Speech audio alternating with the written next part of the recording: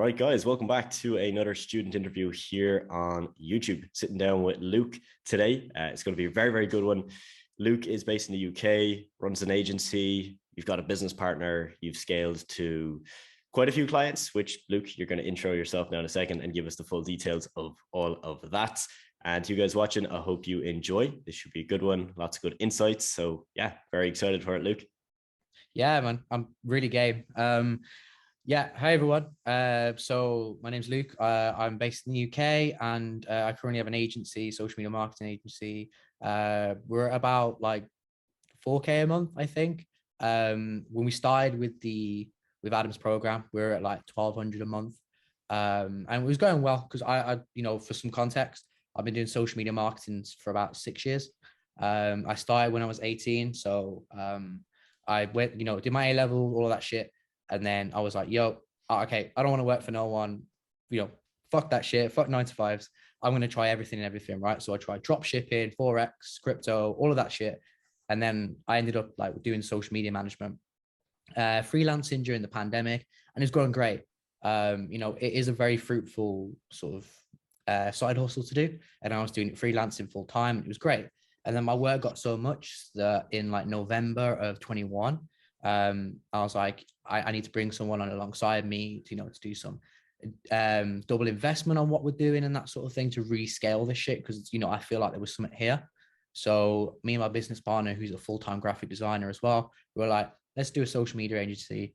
And then ever since then, we've just been fucking skyrocketing it. We've been really going ham with it, and working every day on it, really. And then ever since that point of like, we established it in November, but then started actually work on it in January. It's like July now, so we're like 6-7 months in, and yeah, man, like we've scaled it to like 4K a month. So it's been a crazy ride. I'm fucking tired, but we ain't now. Yeah. Nice, cool, man. And bringing on the business partner is quite a big move. And then secondly, going from freelancer to agency owner, that's also quite a big move. So what would you say were some of the lessons that you learned through those two processes? Of course, yeah. So one of the biggest reasons why we came on even with the course was because my entire process to how I reached out to clients was I felt like was holding us back. So, I was doing a lot of the social media marketing side and also the outreach. So I was managing all of that myself. So we were relying on my network to get us clients, right? And, it was great because we got a couple of clients through my network and it was great, but there wasn't that real sort of switch. As a freelancer, you rely on things like Upwork and like Fiverr and things like that to try and get work, and obviously your network as well. So I had to switch from like, okay, I'm not just a guy on my own now. I have obviously the accountability of my business partner, because obviously, he needs work. He wants to make money. That's my job to bring us clients. So I need to think about this not as like an individual, but as a company of how we actually go about systemizing getting clients and really having a proper objective method of getting them. So that's why one of the reasons why I came onto the course with Adam of like, I need to figure out proper ways of how successful people have done this. And that is through the proper outreach channels, which, is Instagram, LinkedIn, for the main two, email outreach, all these proper things and how you do them properly.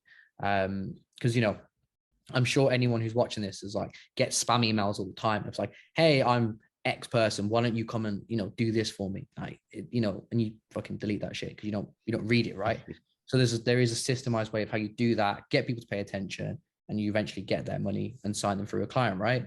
And obviously same with Instagram and LinkedIn. And that is what we really needed.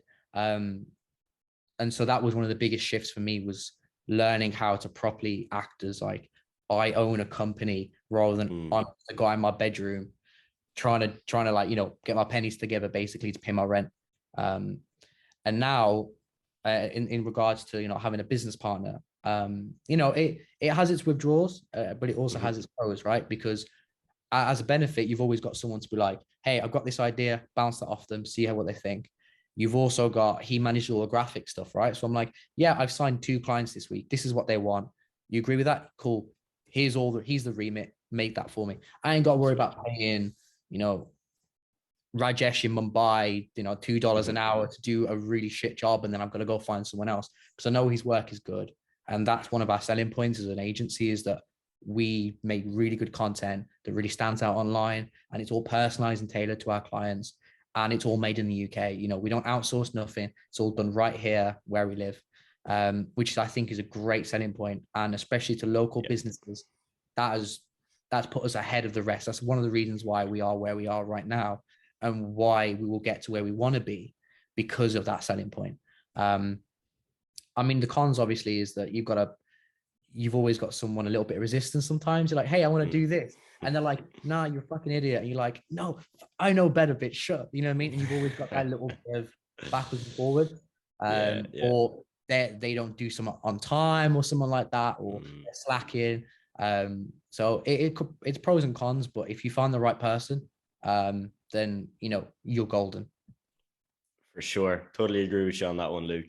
And it is so key in your scenario where like you have two people. It's you and somebody else that are, good at different things, right?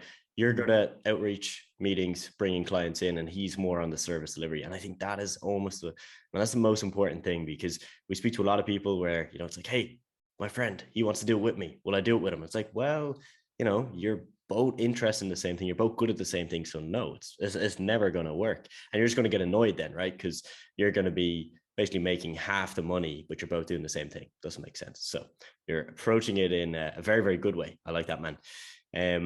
So like the niche you're working with is one that fascinates me. Like I don't really know much about it at all. So I'd love to hear, more about that niche and just any tips for people listening. Yeah, man. So the niche I work with is classic cars, or like just even car companies in general, but we really specialize with classic car companies. And this was just something that carried over from my freelancing days, where I had a lot of connections in the industry. And by the way, this isn't me to say that anyone who's listening who's thinking about doing social media management is like, go and find a job in an actual industry and then work your way there. That's what I did. Like as a freelancer, I also work part-time jobs as social media managers, because that embedded me in different industries in a different way than you do as a freelancer. Like if you're in an office, sort of sat in the trenches with other people, you get to know them, you get to know the sales rep, you get to know the MD on a different level. And that's great, because, that way then you know them face to face a little bit better. And what I did, and I've done this twice now in my career, really, where I've worked a job as a social media assistant. I've then 6 months later gone, okay, I want to go and do other things, but I want to keep you guys on. How about we trial this where I work completely remotely? We cut down my salary to this amount of money, and we'll see if this works. And they go, yeah, do you know what, Luke? I love you. You're a great guy. Fucking, you're sick. Let's run with this and see what happens. And then they've stayed on as clients. And like, I'm looking at my client list now, and there's 2 of them that I actually was employed with. So nice. Okay. That's a great way to get into it. And like I'm saying, you don't have to do that, but I'm saying you can do that, because that is a way in, right? Like social media management is not just a freelance thing you do on the internet. You could go on Indeed right now and you can find 100 job listings, but there's nothing stopping you from doing that and social media management on the side, really. So like I got into the classic car niche through work, and then I ended up branching out of, using the network there to then find out about, different cars, all the different niches, different events throughout history, all that shit. And then met more people, signed them as clients. And now I've used to my advantage, because I've found out different things that work within the particular niche. I'll go onto Instagram and I'll be like, oh, that's a Jaguar E-Type from 1962. Oh, okay, cool. I'll put that in my Instagram message of like my opening message. Nice. Like, oh, that E-Type is absolutely stunning. Is that a 1962 plate? And then they'll message me back like, yeah, all this. And I'm like, oh, that's great, man. You should post more pictures of, E-Types, because they do really well. And then that's how it sort of rolls off. So it's that little bit of knowledge that goes a long way. And you can adapt that to any niche, right? Like I'm sure, Adam, you do that as well, right? Where I know you work with like fitness influencers. You're like, oh, your tricep form is really good, man. Like, same. Do you know what I mean? Like that sort of shit. It's powerful.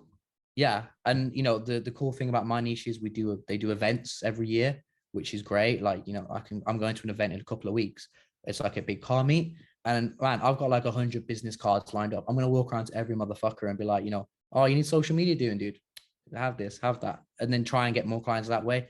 So I think, and this is something I think is really important when you're picking your niche, like, look for a niche where you can actually sort of stand out, and there's actually opportunities everywhere. Yeah. If you're going to go and pick, I don't know, restaurants in your local area, okay, cool. Are you going to email them? Are you going to, do they do events? Like, how are you going to get in there? And is there sort of multiple avenues to getting to that meeting point rather than just email, LinkedIn, Instagram, especially if you're just going to do it in your area, right? Like, take that opportunity that you are in that local place to actually do something with that. And yeah, so that's how I ended up with my niche, and it's fucking great. I love it because I like cars as well. So it's like, it works in favor with my passion. And yeah, man, it's such a great little industry to be in, especially in the UK.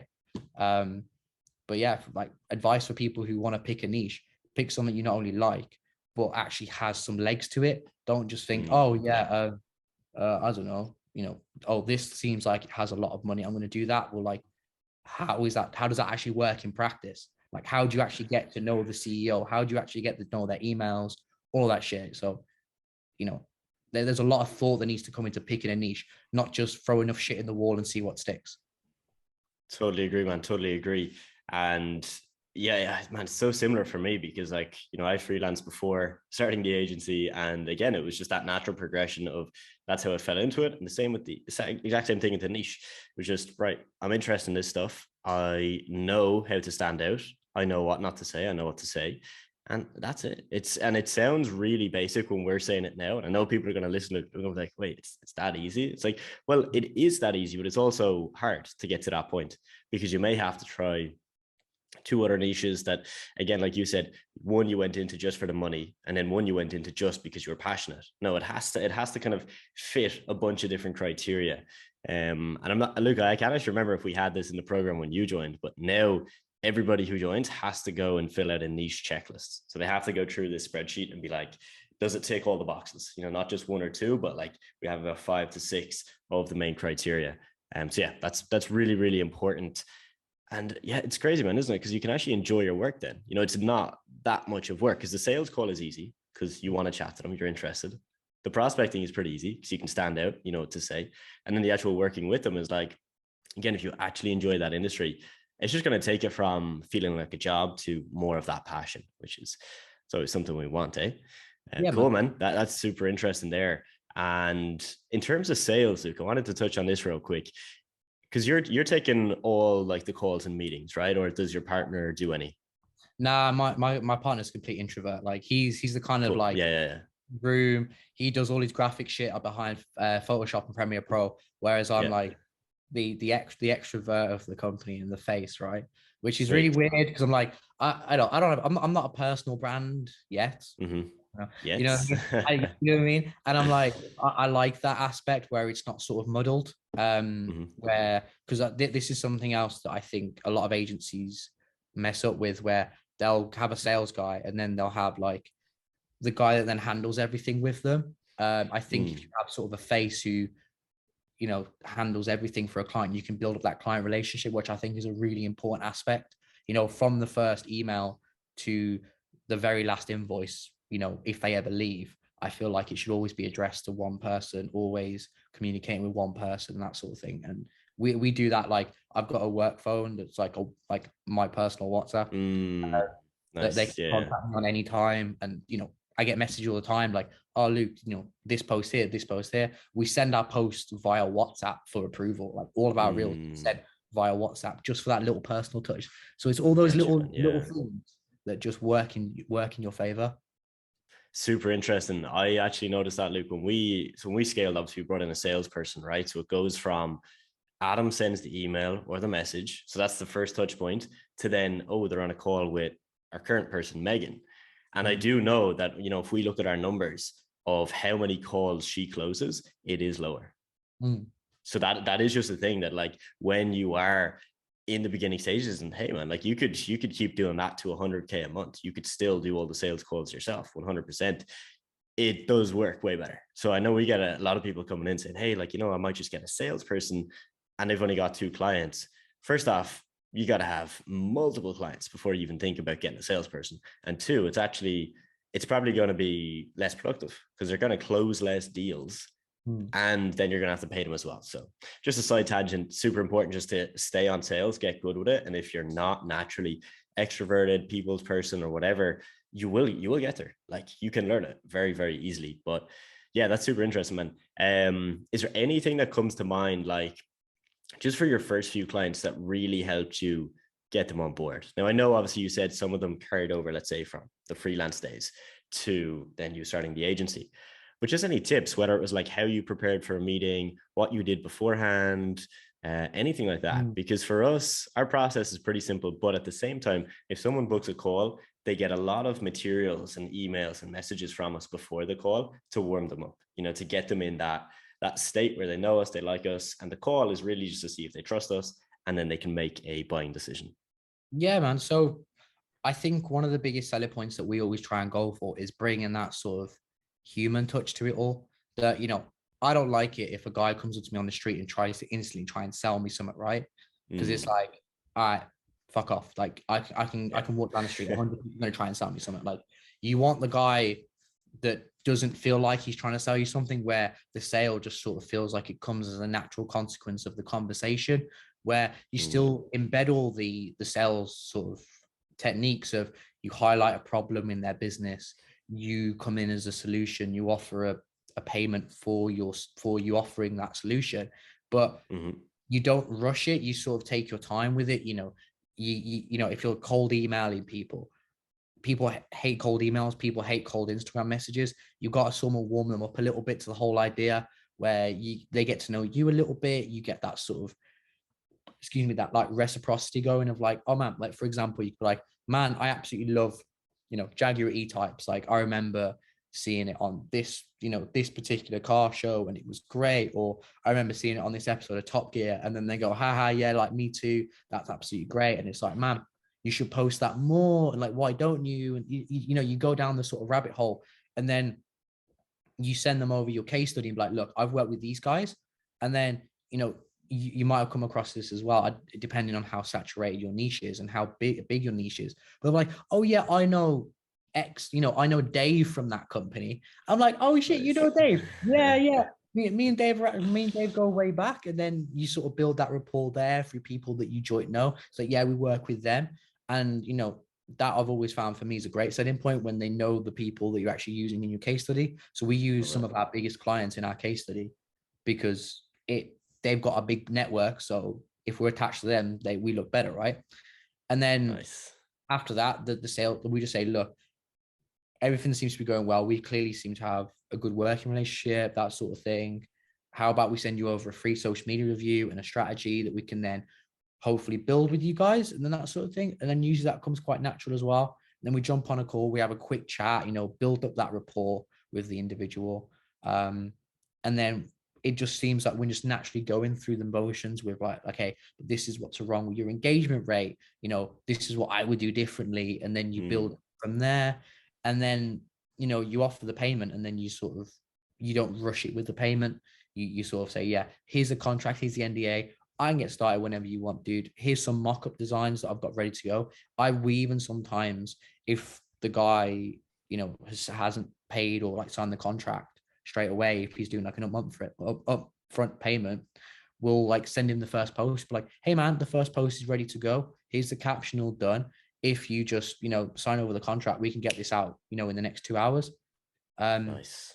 Very so good. Like, even those like little sales tactics, but it doesn't come across as like, I need to sign the contract. You know what I mean? It's like, relax. You're getting 300 a month for making fucking graphics for Facebook. You know what I mean? Like, relax. So that's how we do it. Like, we're very relaxed with our sort of sales pitch. Like, we're not jamming it down their throats, but we're also building it up as like, end of the day, we're doing business, but we're also, I'm Luke and you're Dave, and we're going to have a proper chat about everything. We're going to sort it out. And then we're also just going to get shit done eventually. Right. So I think, and that was a big lesson as well, of like, when you're at the start of your building agency, you're almost like in this weird anxious stage where you're like, I need to sign clients because I'm wasting my time, or is this going to work for me? I'm supposed to be making 50K a month by now. Like, what the fuck? I'm like, yeah, dude, like, you got to put in the graft. Like when I started doing cold email outreach, I was fucking shit. Like my emails were terrible. My Instagram outreach was terrible. But you just got to put the reps in. Like you don't walk into the gym the first day and deadlift like 200 kg. You know what I mean? You got to put the reps in. And then when you sent 200 emails and you get one and you're like, oh, thank God I've got that one client, and you fuck it up at the last minute. You don't go, oh, well, I'm shit at this then. You know what I mean? Like, it doesn't matter, dude. You just keep going back and eventually you sort of get it right. And you just have to sort of break up that ego of like, I'm entitled to earn this amount of money. I'm entitled to actually get to this point of 10K a month. Whereas like, dude, if you're not outworking me and I'm at 4K a month, then you can't, like, why do you deserve to get to 10K a month? That sort of thing. Yeah. So it's that thing of like, at the start, you need to put in almost double the hours you should be putting in at 5K a month, because you need to get to 1K a month. That's what, you know what I mean? And I think that's a mindset switch that a lot of people need to do at the start, is put the reps in, learn what works for you, what doesn't, and don't feel like you should be somewhere where you actually shouldn't be straight off the bat. Do you know what I mean? Like I've had months where I don't sign a client because, maybe I got lazy, maybe, our outreach was trash, our case study was trash, but we went back to the drawing board. We're like, okay, this is why our open rate was 20%. Maybe our fucking subject line is trash. Maybe our response rate was low. Maybe that's trash. So you just got to keep going back to the drawing board every time, and then eventually, something sticks because you objectively looked at it, and then you actually make money, right? And then it's just about retaining the clients and actually delivering on the fucking service.